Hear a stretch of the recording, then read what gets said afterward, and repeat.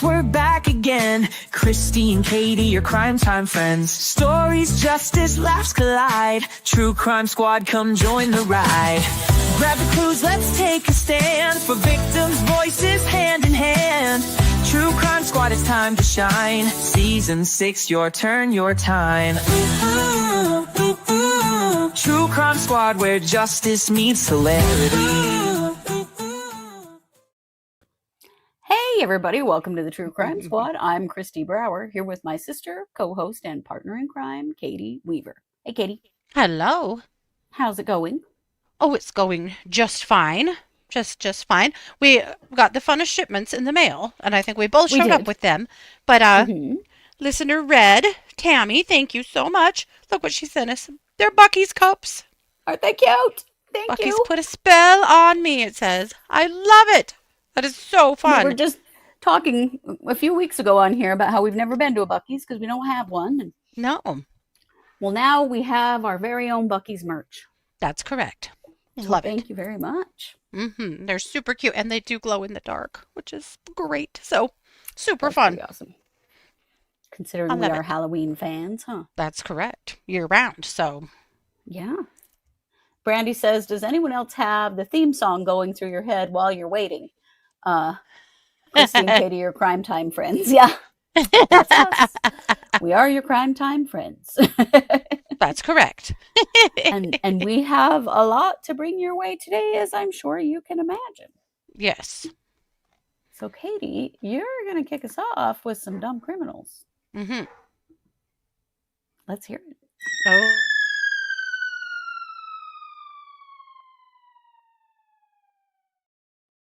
Well, friends, Sheriff Grady over in Polk County, Florida, has done it again.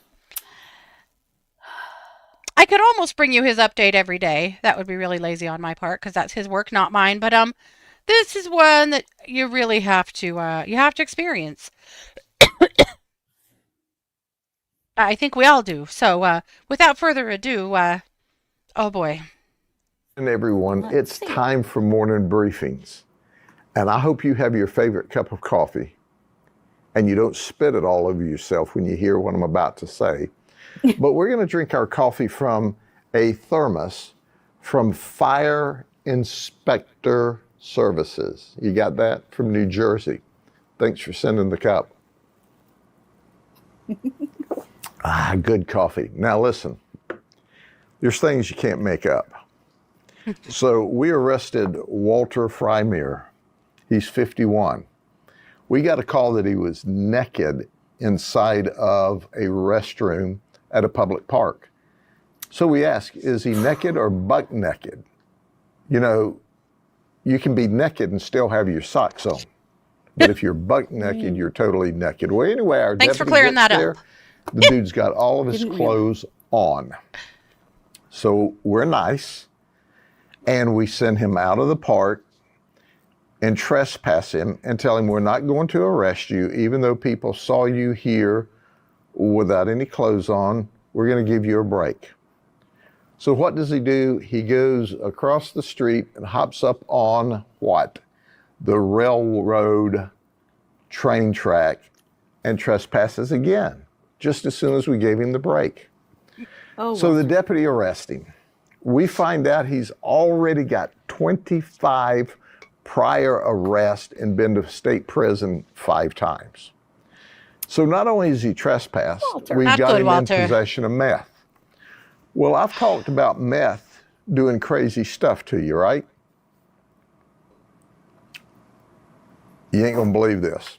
So we put everybody through a body scanner to make sure that they're not trying to bring guns and knives and drugs into the jail. Well, you might have thought Walter was bringing drugs into the jail. He brought a thermos into the jail. That's right. God. He put it up the exit ramp. You know what I mean? Oh, good God. A thermos. Exit ramp. About this size. No, it wasn't this one. We saw that and we said, dude, what are you doing here? He said, well, I put that inside my body and he didn't swallow it 24 hours earlier.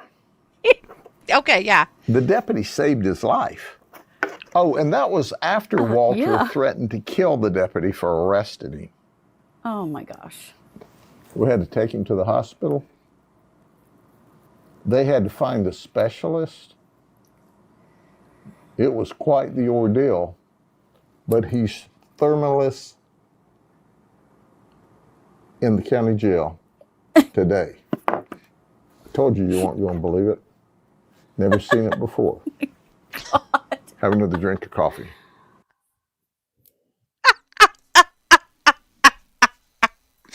Oh, for hell's sakes. I mean, come on, Walter. What a pain in the ass. What a pain in the ass. Somebody said he gets out once a decade. Right. Which, yeah, he seems to. Good Lord, man. I think maybe he's safer on the inside. Right, Paula? X-Lax would not help with that. No. Right up the exit ramp. That killed me. Imagine being the body scanner guy and being like, son of a bitch, that guy's got a thermos in his butt. Holy crap. Oh. Oh my gosh. And he said he didn't swallow it. Sheriff Grady, you are doing a lot of things right, sir. A lot of things. Mm-hmm. Yeah. Oh. So, that was Sheriff Grady doing the Lord's work. So thank you. Imagine trying to get through TSA with that thing up there. Oh, Lordy. Yeah, I don't even want to know what that stop looks like. Oh, wow. I had a suspicious leg and had to be swabbed, so I don't... You did? I don't even want to think about what that looks like. No. No. So, yeah, he's in jail, and it's per normal, and probably doesn't even need to be said anymore, but, meth is super bad. Just really don't. Just really don't. Just say no. Yeah. Just say no. Yeah. Alrighty. Well, with that, I'm going to kick it over to you for our main case. All right.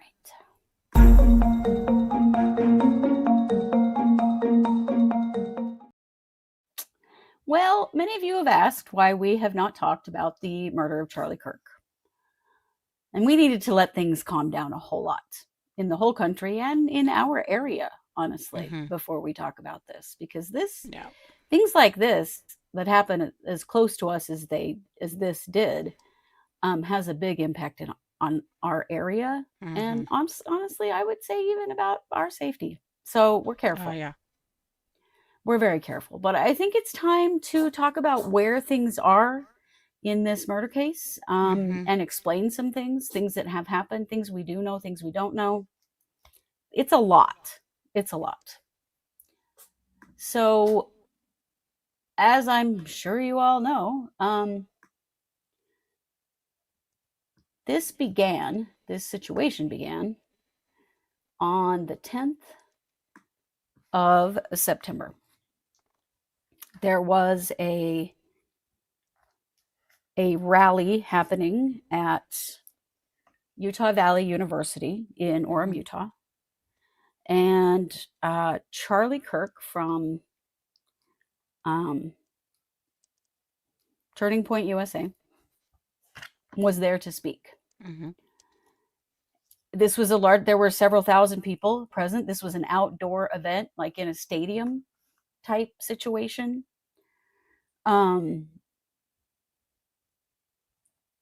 if you know who Charlie Kirk is, he went to universities and he debated people who had different political beliefs from him. He was in the midst of a debate when a single gunshot rang out, struck Charlie Kirk in the throat. And if any of you saw that video, I will never, ever show it on the internet because it's extremely graphic. If you saw it, you knew he was dead. He was dead immediately. I doubt that he survived long enough to get off the podium based on the damage. His throat exploded. His jugular vein was obviously cut. There blood everywhere. Yeah. Of course, terrifying.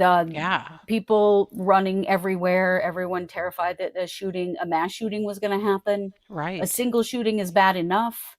But in Yeah. these situations, so often it's not just one bullet. Right. And no one knew what was happening. Or, Yeah. it was a horrifying situation.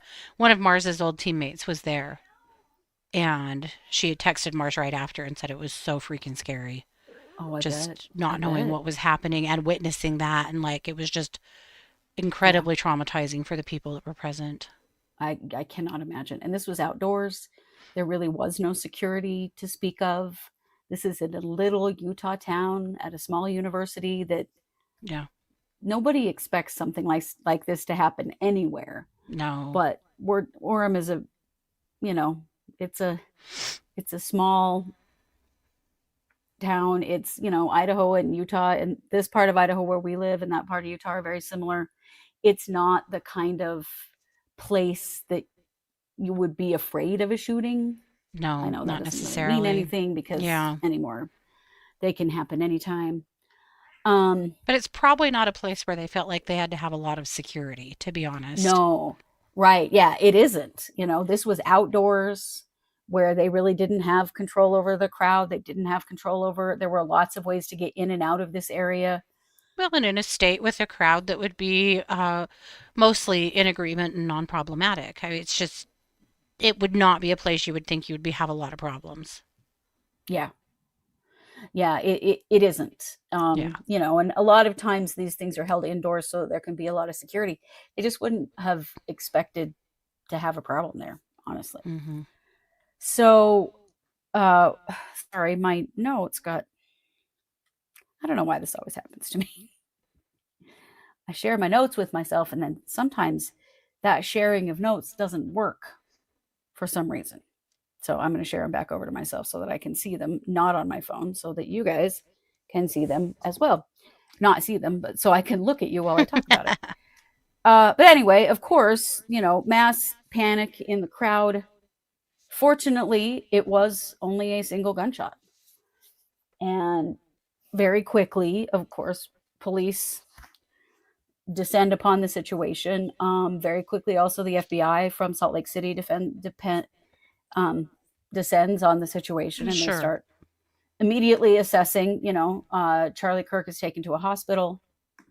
They did not announce that he was deceased for a while, but he did not survive the incident, and I doubt that. We don't know for sure because there's a lot we don't know, but it doesn't appear that there were any even life-saving measures taken. Like, I don't even think that he lived long enough for them to be, based on what we've seen. There are a lot of things that we don't know,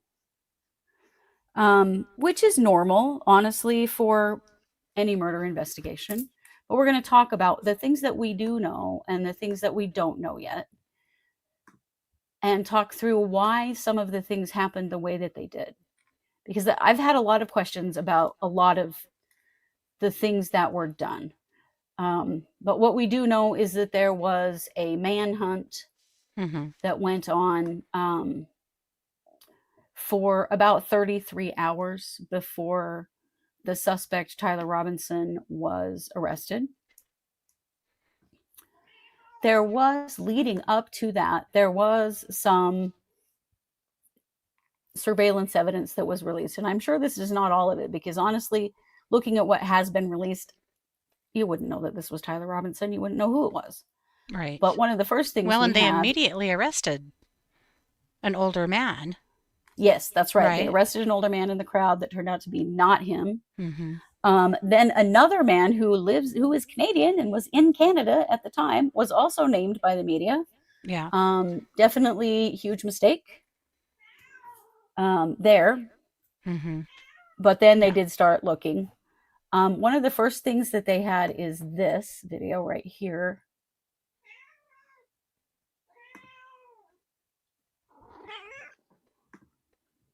So I don't even know if you can see this. I don't know why this isn't showing up the way I wanted it to.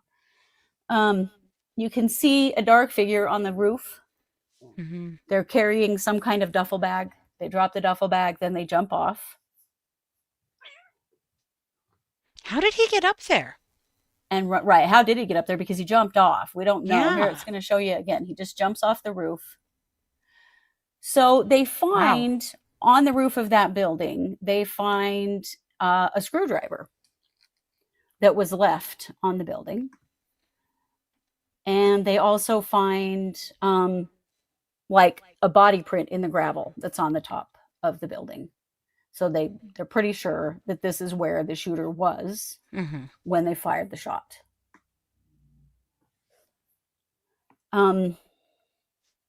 They also found some shoe impressions and like palm and forearm imprints on that roof. So they had a pretty good idea from the beginning that this is where the shooter was positioned. Right. He used what's been reported that he used was a 30-06 bolt action revolver. It's a hunting rifle. It's the kind of rifles we grew up around that our dad hunted with. You have to load every bullet into it. And it's not a very techie gun. They are not the kind of gun usually that they don't even have like a serial number on them or anything. And this gun was old. It had been in Tyler's family for a while. Yeah. They found the gun in some trees wrapped in a towel. As though it had been ditched there. They took touch DNA from the screwdriver and from the gun, and they believe that the screwdriver was actually used to put the gun together and take the gun apart. It probably had to take the barrel off because that's a big, long gun, and it's not the kind of gun, in order to put it in a duffel bag, you would have had to take it into two pieces. So they think that is what happened there, and that he forgot the screwdriver when he left. There are a lot of stories about that he changed clothes multiple times, or he didn't change clothes at all. He took the gun to get apart, or he didn't take the gun apart. There's a lot not known exactly. Not all of his movements are known at this point. Let's just say that. The touch DNA was put immediately into the databases. And it went not only to the Utah State lab, but it also went to Quantico in Virginia. Yeah. Because one of the questions that I've had all along about this case is how did they get a DNA match so quickly? This happened on the 10th. They arrested Tyler Robinson on the 12th, and they released that they had a DNA match on the 15th of September. Yeah. That's incredibly fast. Yeah. According to my research, that is just about as fast as it could possibly have happened. Right. This would have been considered a high priority expedited murder investigation. That's why it was given that priority. The reason it was given that priority, I want to tell you this because I don't know. I just always have questions about why things happen the way that they do in some cases and not in others. Because there's a lot that happened in this case in a way that would not happen in Utah. Another shooting. Yeah. In Utah or in another shooting. One of the things they did immediately is they released Tyler Robinson's mugshot. Yeah. This guy right here. The problem with that is that releasing a mugshot in Utah is illegal. We know that because we can never get mugshots of people that we want to. We cover a lot of sex offense type cases out of Utah, and we can never get a mugshot. But this came out immediately. Katie and I were shocked. Oh, yeah. We were very surprised that this came out because Utah doesn't do that. But I don't know if Utah did that or if the FBI did that. It may be that the FBI released it. There's a lot of crossover in jurisdiction here. Utah Valley University receives federal funding, which can make this case federal. Shootings that have anything to do with politics that could potentially set off copycat kind of things, the FBI takes jurisdiction of. Also, where the gun was found is actually federal land. Oh, interesting. Which would give them jurisdiction as well. Because my immediate question was, why was this the FBI's case? Like, boom, right at the very beginning. Instantly, yeah. Those are all reasons why. Okay, interesting. One of the biggest fears is that it will set off copycat shootings, and so something like this that's politically charged, and so the FBI will come in and take over the investigation for that very reason. So let's talk a little bit more about what we know. The story is, and again, a lot of this is just what's being said publicly, because the actual investigation, there's not a lot being said. Yeah. The story is that Tyler Robinson's mother recognized him from some surveillance photos that she saw on the news. And that she alerted authorities that she thinks this is her son. And that they got a hold of Tyler and a family friend, and they spoke together, a former law enforcement family friend. We don't know who that is or for sure how that all worked, but that it's possible that maybe Tyler actually turned himself in with the assistance of his family. Mm-hmm. What we didn't know that was going on behind the scenes at that point is that someone else had also identified Tyler Robinson as the shooter. Mm-hmm. And that is a person that's being identified as Tyler Robinson's roommate and partner. They're being identified as a transgender woman who was living with Tyler at the time, who had some communications from Tyler that indicated that Tyler commit this crime.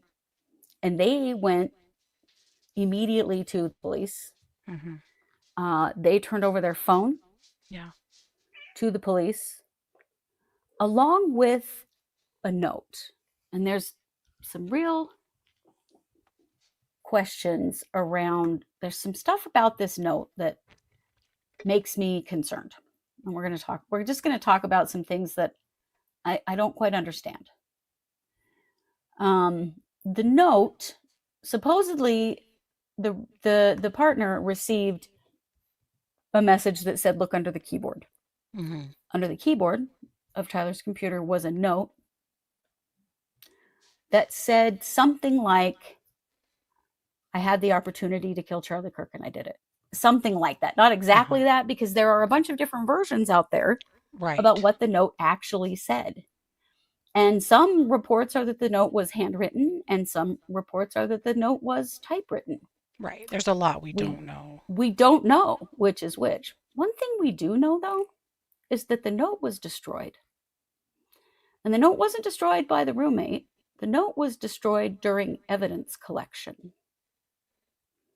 The note doesn't exist, which is weird. I don't understand it. Why, what would they have been doing with this note that would have destroyed it?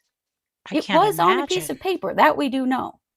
And that is literally could be considered some sort of a confession. How could you possibly destroy that? Right. But what is publicly reported is that the note does not exist, that it was destroyed during evidence collection. And that's all that's said about why or what. But that is strange, because that means that it is not evidence to be used in a trial. Right. If you don't have it. Yeah, can't use it. Because even a photograph of it, they would want to see the note in court. Mm-hmm. Well, it doesn't exist, guys. That's very strange to me. And that seems like a real rookie mistake. Right. That rookie mistake was exactly what I was thinking. Fingerprints off from it and destroyed it. Like, what happened? Why would that have been risked? That I'm very confused by that. Well, Cherish, I don't know why that law enforcement would report that it is destroyed if it isn't. Because it makes them look bad. Like, it's a fuck up. Right. Right? So the whole thing is weird to me. I don't understand. Right, Kristi? And did you guys, something happened and changed you guys' usernames, huh? Well, yes. Several of you are saying so, and some of you, I'm like, I know you, but your username doesn't. This started yesterday. For whatever reason, your usernames on YouTube's aren't showing up the way you're asking for them to show up any longer. No idea why. Yeah, maybe it's just a glitch.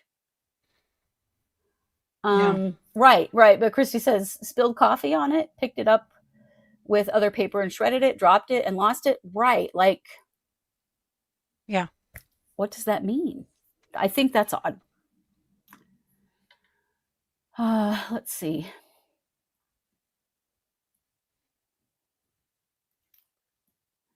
One of the other things is that the text messages that are being used as evidence that are supposedly communication between Tyler Robinson and the partner,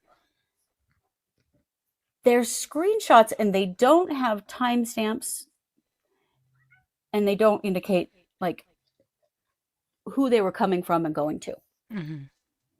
That's a big problem. Now, we know that a Cellbrite report, a download of the phone, would take a lot longer than immediately like they had them. And so it may just be that this is what they have in the meantime. Yeah.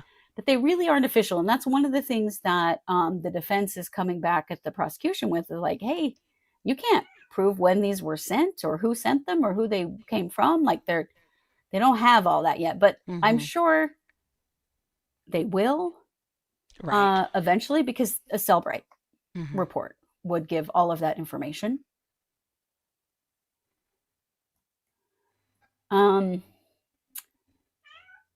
It's being contended, and again, there is no actual proof of this, but this is what prosecutors are saying, is that Tyler Robinson killed Charlie Kirk because of Kirk's hate. These are quotes apparently from some things that Tyler Robinson wrote of Kirk's hate, and that some hate can't be negotiated. All of this is unsubstantiated. There's no evidence yet that would prove that he went after Kirk and this is why. Allegedly, they're saying that he was tracking his public events. We do know that he spoke to it. His parents have said that that Tyler Robinson was talking about Charlie Kirk coming to the UVU campus a few days before that event occurred. They have said, yes, he did say that to us. Officials believe that he had studied the UVU campus layout and had targeted Kirk in a planned sniper-style attack. The FBI has called it an obsession with Kirk, but we haven't actually seen any evidence at all that that's the case. Right.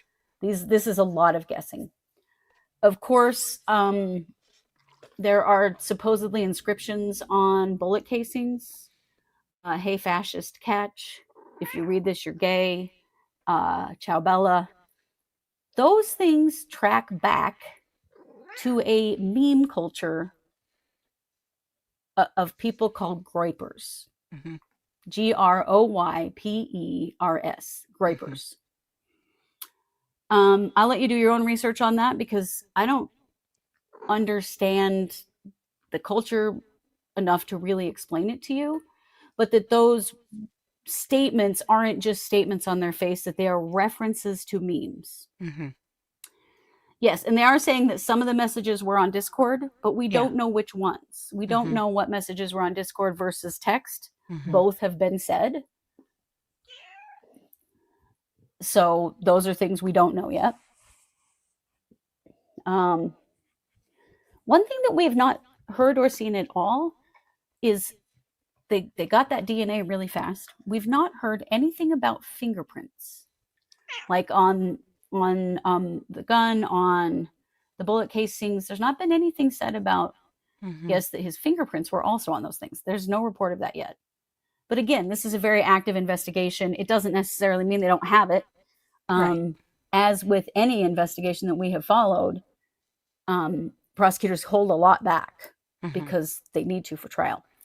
Well, yes, and they already maybe spilled too much. They spilled a lot, surprisingly a lot. When I watched the first press conference, when they read the arrest affidavit, I was amazed at how much they shared.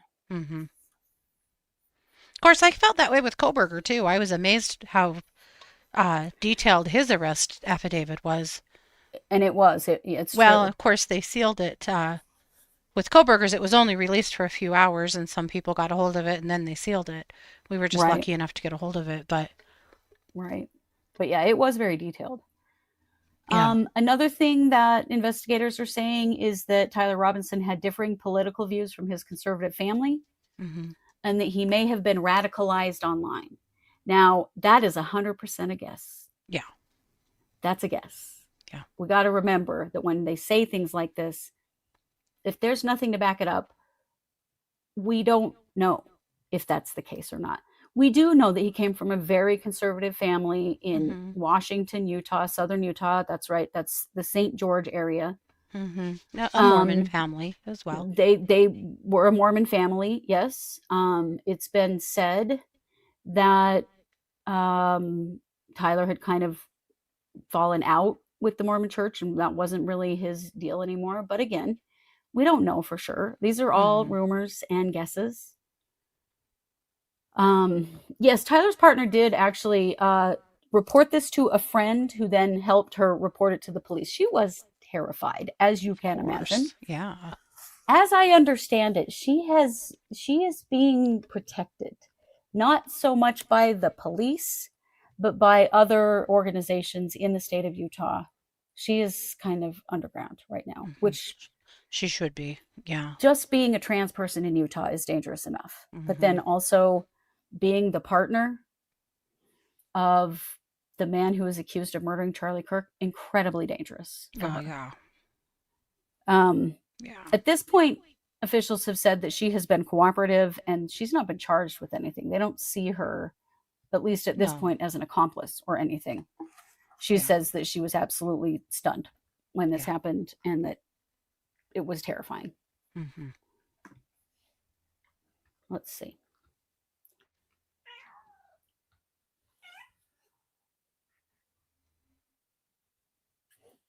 There are a lot of conspiracy theories going around right now about So the death many. of Charlie Kirk. Yeah. Particularly, Candace Owens is putting a lot of information out into the world. Mm-hmm. The problem is that the stuff she's saying is unsubstantiated. And I think Right. we have to be really, really careful with those things because we don't know Mm-hmm. if they're true or not. She says she has sources, but we don't know who those sources are. We don't know what this information is or where it's coming from. So we No, don't know. So I'm this not going to case get should be into treated those with a because lot of caution. a lot of caution. Yeah. And like all cases, we want Tyler Robinson to get a robust defense that protects all of Mm-hmm. his rights, just like anyone else who is charged with murder Mm-hmm. or any other crime, Absolutely. because What we we want want is the rule of law everyone to to work. get those rights. Yeah. Yeah. And he is receiving a very robust defense. 2 new attorneys have just been added to his defense out of California, which brings his defense team up to 3 death penalty certified attorneys. Wow. One thing, there have been some strange things happen. Governor Cox of Utah has said some things that I think were very much not his place to say and that you would not normally see. Yeah. He immediately said that they would be seeking the death penalty. It's not his decision to make. And I found it very inappropriate that he did that. Mm-hmm. He is also the person who said that the witness, whom they are identifying as witness number 1 in their legal affidavits, is a trans woman. That's Mm-hmm. where that information came from, is from Yeah. Governor Cox. Also wildly inappropriate. Mm-hmm. Most of the time, you don't see governors step in on this stuff because he is not law enforcement. No. And it is not up to him if prosecutors seek the death penalty. Now, they've come out and said that they are seeking the death penalty, but it appears as undue influence when the governor of the state says Right. it before the prosecutor on the case says it. I didn't like that. 100%. I don't like Well, that when that happens anytime. It's not he's okay. right. He's also the guy that said that he prayed for like 33 and a half hours that it wouldn't be one of ours. But it turns Yeah. out it is. Turned out to be a white Mormon kid.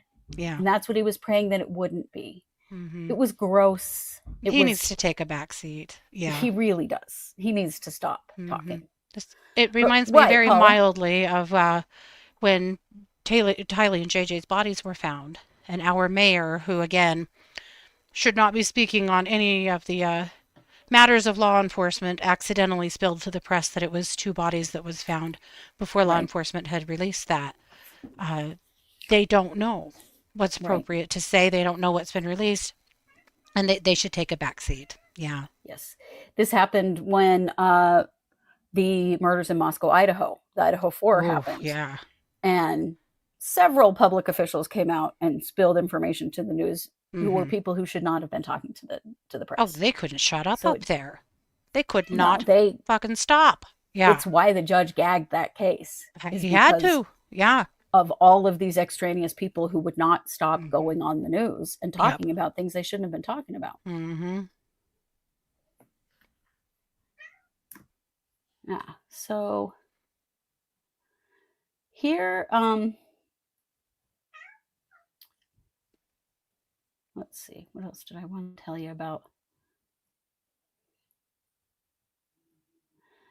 So, guys, the word voluminous has already entered this case.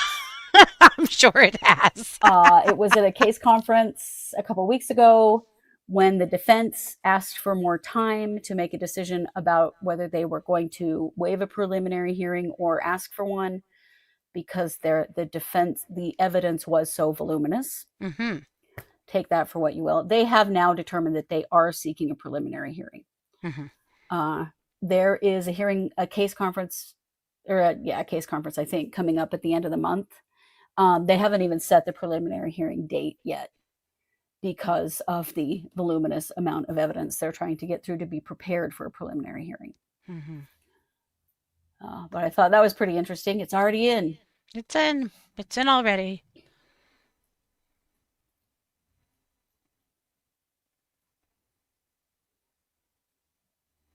One of the things that we don't know is anything about an autopsy report. We've not heard anything. Mm-hmm. Usually, at least the medical examiner will come on and say, we've completed the autopsy on Charlie Kirk, and he died by a gunshot to the throat, or something like that. Like, we're not going to see all of the evidence, but there hasn't been any, which is strange. Mm-hmm. There are a lot of rumors swirling around that, and I'll just tell you what some of them are, just so that if you hear them, you know that they're not official statements. Yeah. One is that there was no autopsy done and that the ER doctor signed Charlie Kirk's death certificate. That would be completely outside of the way things are done. Mm-hmm. ER doctors don't sign death certificates. Coroners and medical examiners sign death certificates. Mm-hmm. Anytime a death is a violent death or what's considered an unattended death, which means the person died without a physician present, those cases, and this is true, it's true in Idaho, it's true in Utah. I checked the Utah law. A coroner, and in this case, probably a medical examiner, because this was a murder. Murders always get autopsies. That's just rule, right?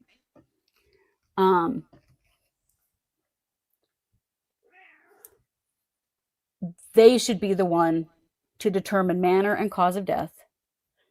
They should be the one to sign the death certificate. That's how it goes. Where this came from, as I understand it, is a recording of an officer speaking to dispatch, where they said something like, sounds like there's not going to be an autopsy. The ER doctor signed the death certificate. I have no idea if that really happened, if that recording is real. I don't think anyone does. So something to be careful with. That is a rumor that's out there. Macy says, my family friend was the medical examiner for Charlie Kirk, and I was told too much, I think, about how it went. I will share Trump announced his death before he had called it and was very upset by that. That's something that I had heard, that his death was announced before the medical examiner officially, and that's who should do it. But Macy, I'm very glad, because all that really does for us is that confirms that, yes, a medical examiner did examine Charlie Kirk. There was an autopsy. So that's good. Well, or there may not have been an autopsy there, but there was at least an examination. Well, at least a preliminary autopsy. Yeah. Something. So that's good. It is just odd that there's not been a statement made by the medical examiner. That does generally happen. Let's see.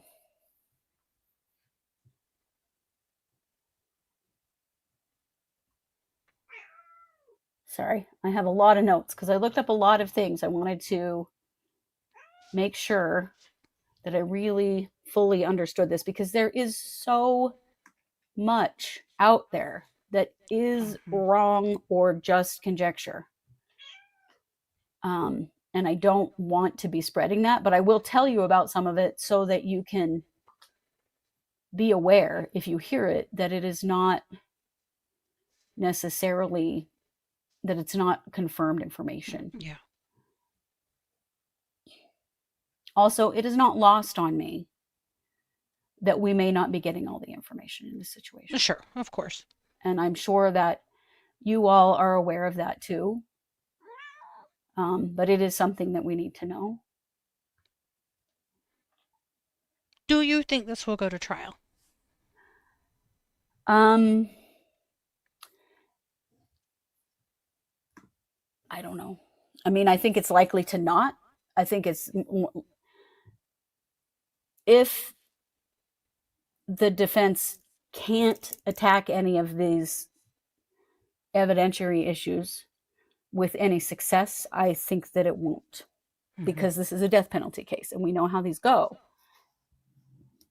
If death penalty is still on the table when it's coming down to trial time, they're going to want to plead it out. Yeah. So I think likely no. My best guess is no. They'll find a way to plead it out. However, there's a lot of people that are, gnashing at the teeth on this one. I can't imagine the loud public outcry if the death penalty comes off the table in this one. It'll be probably worse than what happened in Idaho times with 10. Yeah. And people flipped out over Koberger. People are still flipping out over Koberger. Yeah. Yeah. But I do think it's unlikely that he will go to trial. Me too. I would be extremely surprised to see it. Unless the defense is successful in getting some stuff thrown out, unless they can't prove the metadata of those messages. That's one thing. That's a big one. Yeah. If they get the note thrown out because the note has been destroyed, like those are some things. Yeah. Those are real issues that could, in fact, affect the validity of the prosecution's case. But I think it's unlikely. Yeah. But I wanted to tell you a little bit about what's been going on in court most recently. So Catherine Nestor is his lead attorney. Now Michael Burt and Richard Novak, both from California, have joined this team. They have sought just recently a motion to allow Tyler Robinson to appear in civilian clothes and without shackles during his hearings. So far, he's been appearing by like Zoom. Yeah. But just like Brian Koberger, the defense's argument is, because this is such a huge case and so many people watching, it's unfair for him to show up looking like an inmate when he's not been convicted of anything because of the media coverage. Koberger won that in Idaho. They actually used Koberger as an example in their request. So we'll see. The judge has not ruled on that yet. Let's see. So on October 30th is the next hearing. The judge is Judge Tony Graff. And so on the 30th, there will be a status update and motion arguments. So the argument about him wearing street clothes. Your cat is looking for Sandy because she's crying. She's not crying. She's just talking. It's just how she is. That's crying enough for another cat. Yeah, but they will be arguing for that issue. I'm not sure what else. There may be other things by the time the 30th comes around. So that's the next hearing for Tyler Robinson. Of course, discovery is ongoing. Lots of stuff happening. Oh, I'm sure. Still, I mean, there's so much that we don't know yet. And, all of the digital data we know from like the Daybell trials, for example, the The phone dumps are going to be super important. Oh. The Cellbrite Yeah. reports that will help with location and will help with verifying communication between the two handsets and, you know, all that stuff. Plus, if some of this was on Discord, can they, you know, get the original communications from Discord? Like, there's tons of questions around all of that. One thing that we haven't seen anything about yet is confirmation of the bullet. What I've seen reported, and I don't know if this is true because, again, medical examiner's report is not out, is that a portion of the bullet lodged in Charlie Kirk's spine. That's really unusual with 30-06. The 30-06 is a high-powered rifle for taking down deer and elk and moose and stuff like that. Usually, that kind of a projectile will go all the way through the body. Yeah. It's unlikely for bone to be able to stop a bullet of that caliber. I've seen rumors that part of the bullet was still lodged in his spine, but we don't know because we haven't seen the medical examiner's report. But connecting the bullet in him or that went through him to the gun is very key in this situation. I mean, without it, you don't actually have proof that that gun killed Charlie Kirk. Right. So I'm sure that that's some work that's going on. Oh, Kristi says that Sandy sounds like her Queenie. I always have to remember I have AirPods in when I hear Sandy and it's not Queenie. And right, Tall Red, there is a lot more surveillance video being reviewed. And so maybe they have some surveillance video that is better than these things that have been released because those are not confirmation at all. No. That could but be it's possible that they have confirmation as well. Yeah, that could be so many kids or guys, not kids per se, but so yeah, there's still the concerns about the note under the keyboard. There is a typed reconstruction, which that's concerning because that's not the note. Like that can be confusing. Also, there's some problems around the chain of custody about the note. That's information's pretty thin. Also, some have described it as handwritten, others typed. Apparently, there's a typed reconstruction, but we don't know if the original was typed or if it was handwritten. Right. The statement that we've heard is, I had the opportunity to take out Charlie Kirk. We don't know if that's exactly what the note said or if that's all the note said. We don't know.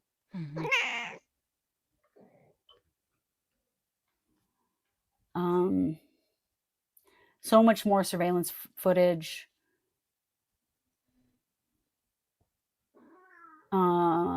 Also, timeline gaps around the gun and when it was dropped versus when it was picked up. Did anyone else come into contact with it of any kind of way? Those are all things that have to be determined. Oh, yeah. There's so much that we can hear and go, okay, that's pretty good evidence. But is it evidence that will actually make it into a trial? Not always. And there are a lot of hurdles to jump between what we hear and what actually is admissible. So there's a lot we don't know. We also don't know, like, reports about the gun and the shooting, precise trajectory. Caliber, we believe, is a 30-06. We don't know about bullet recovery for sure. There's lots of warrants that have been filed that we don't know what the outcomes of those are as of yet.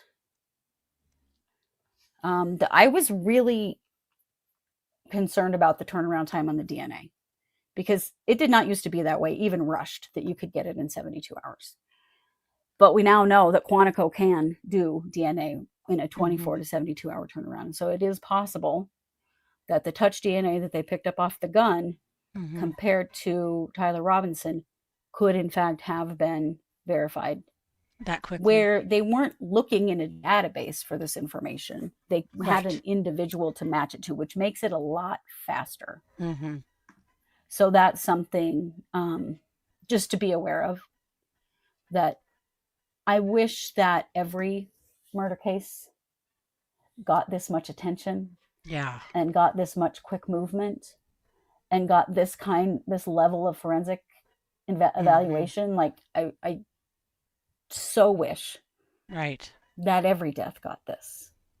A lot of things would be solved. A lot of things. But it's clear that this death has been prioritized significantly by the feds. Mm-hmm.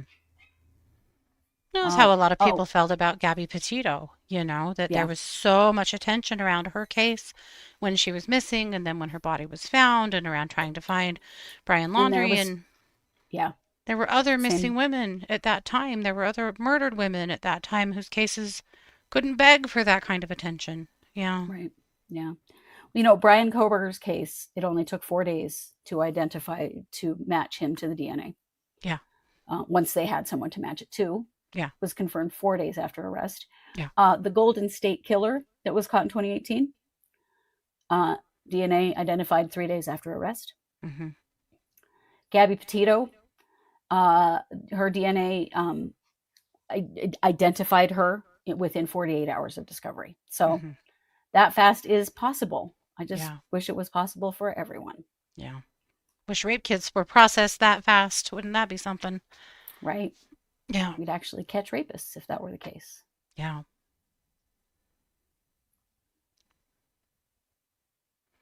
So I had, one of the things I was just researching is like, why did this case get so much attention? And I talked about this a little bit, but the FBI classifies violent acts against public officials, candidates, or political speakers as potential domestic terrorism or civil rights violations. And that's why they jump in on these kinds of things so quickly, along with potential for copycat. Also, the need for the Bureau, Quantico, and Denver DNA labs. Right. They need to jump in so they can use their labs. Mm-hmm. Yeah. So that's really what we know at this point. We'll continue to update it. We just wanted to let the political aspect of this settle down before we started talking about it. But I have been watching his hearings, and so far they've been pretty boring, and he's not even there because he's been on Zoom. And so if they get more interesting, because they are being streamed, which is also interesting because Utah doesn't always stream, but they are streaming this. I will keep you updated as things roll out. Yeah. But I'm very curious about a lot of stuff to see if we get some clearer answers on some of the questions that we have. Definitely. And with that, Katie, you're going to wrap us up with some WTF news. Uh-huh.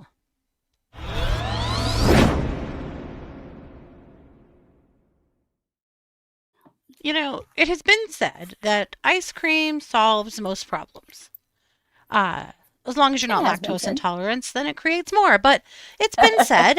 And, I was thinking about when we were younger, our dad was a Dairy Queen connoisseur. Definitely. And at least once a month, we had to go to Dairy Queen and try the Blizzard of the month. When my kids were little, that would be a frequent, sneak out of the house and run over and get a Blizzard. He called it getting a creamy. So if Grandpa wanted to go get a creamy, that's what was up. After he died, I still took my kids every month for a long time to get their little mini Blizzard because that was what Grandpa would do, Yeah. Solved everything. Well, much to my interest, I want to say delight, but this was a crime, so maybe I'll pause right before that. I'd say that a Dairy Queen Blizzard managed to get a man into custody last week. Oh, boy. This gentleman right here, I'm going to show you a different picture of him, too. He looks like he's been punched in the face a lot of times in his life. Well, I'm guessing he has. So this guy was in Pullman, Washington. Pullman, of course, being very near Idaho, up in northern Idaho. Here he is here after arrest. Well, this is Elijah Reagan. And Elijah is 40. And Elijah is acting pretty unwell. It sounds like he has a real history of drug use. And on October 5th, in his Pullman, Washington apartment, an explosion happened. Investigators are saying he used some kind of a mortar-style firework or something like that to shoot out the ceiling in his apartment. What the hell? And start a fire. So, Drugs are bad, man. not good, Elijah. Not a good decision. So, there were 20 to 30 residents in the building that had to be evacuated while the officials are fighting this fire and trying to figure out what the hell happened. So, after the fire, he flees. And there was a car chase between him and officials from Washington into Idaho. Because, of course, this had to be some kind of an Idaho. You just knew it did. Right. If it wasn't that, surely he was going to Utah, but nope. 100%. So he ends up, they throw down spike strips that make him stop, and he ends up in a standoff, hiding behind his car. And he has a shotgun, and he has held it to his own chin and his own chest. He's pointed it. He actually fires around through the driver's side window. So, the police are taking this super seriously because he's shooting at people, threatening to shoot himself. Like, it's a really dangerous situation. Yeah. Finally, Elijah's like, listen, I want to surrender. I really do. I really do. But what I need right now is the blizzard from Dairy Queen. What? This is his negotiation? Yep. He needed, he also wanted a hamburger and fries. Why stop short at a blizzard, Elijah? Round it right? out. Yes. So they did, in fact, go and get his food and delivered it to him via robot. And he gobbled up his food, and he, per promise, you don't break an ice cream promise. You don't break a blizzard promise. You just don't do that. True. Even No, Elijah, who that's seemed wrong. to have been super high on not life, did not break his promise. He gobbled up his food, and he surrendered, and he's now in custody. Wow. Elijah, you got to say no to meth. You got to stop. I mean, all Come these on, meth man. stories, they have given us a lot of true crime over the years, but good Lord. Yes. Not worth it, buddy. I'm curious, though. Do we know what kind of blizzard? No, I wish we did. I really wanted to know. Right? I actually looked that up to see if I could find out. I Seems don't like know. important and relevant information. You could probably tell a lot about somebody from what kind of blizzard. Like, does this have chocolate in it or no? Is it a classic? Right. Did he want one of those ones that comes with the golden spoon? Like, how bougie are you, Elijah? Right. Was this the blizzard of the month? True. Or did he literally just say blizzard? And they send some deputy to Dairy Queen, and he's like, oh my God, I'm buying food for this idiot.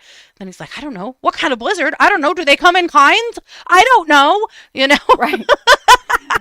Right. Well, yeah, because I mean, there's not just a standard. Come on. Well, right. Like, Tall Red just said cotton candy blizzard for her, and that would Okay. absolutely horrify me. So, you wouldn't want to get it wrong, because then maybe he would not surrender. Right.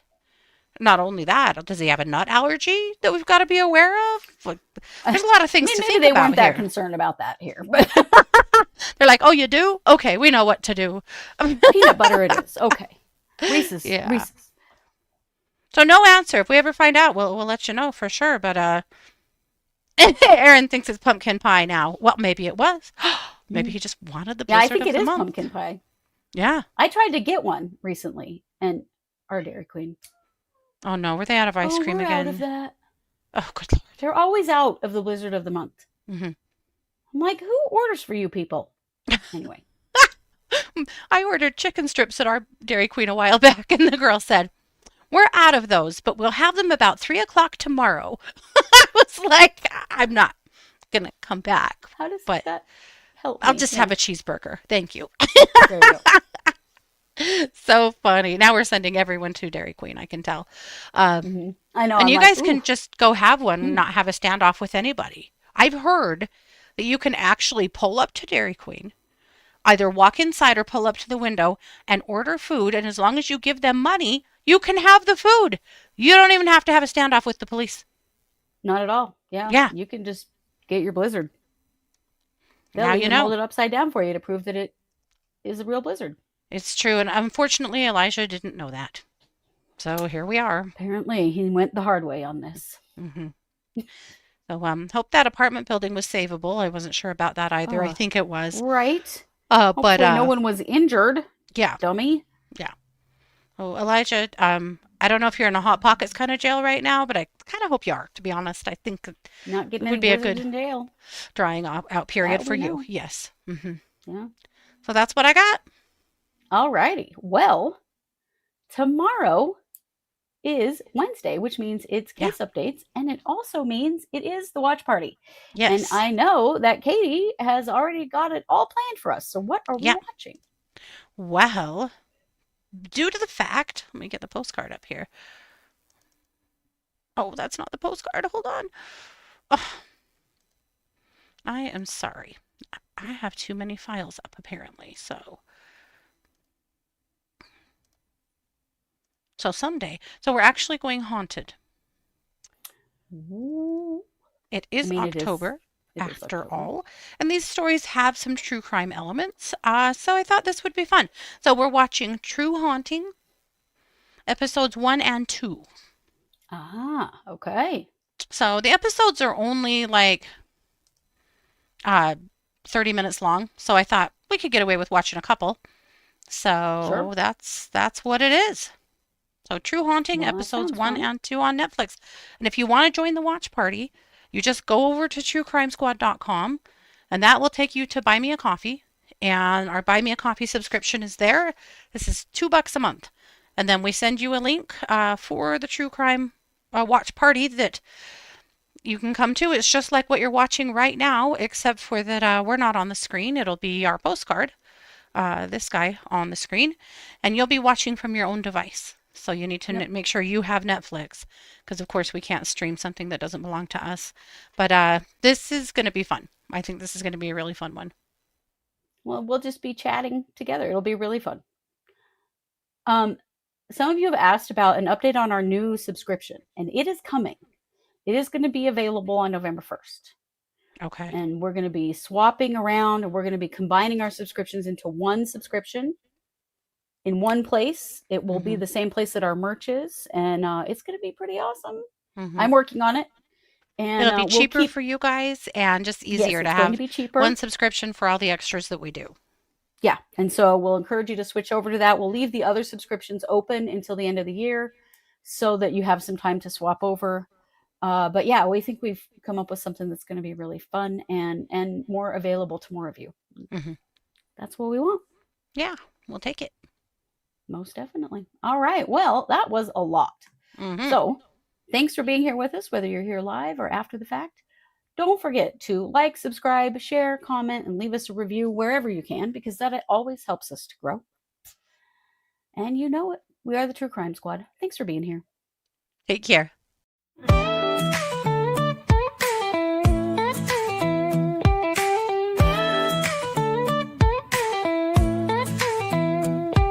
Season 6, we're back again. Kristi and Katie, your crime time friends. Stories, justice, laughs collide. True Crime Squad, come join the ride. Grab the clues, let's take a stand. For victims' voices, hand in hand. True Crime Squad, it's time to shine. Season 6, your turn, your time. True Crime Squad, where justice meets hilarity.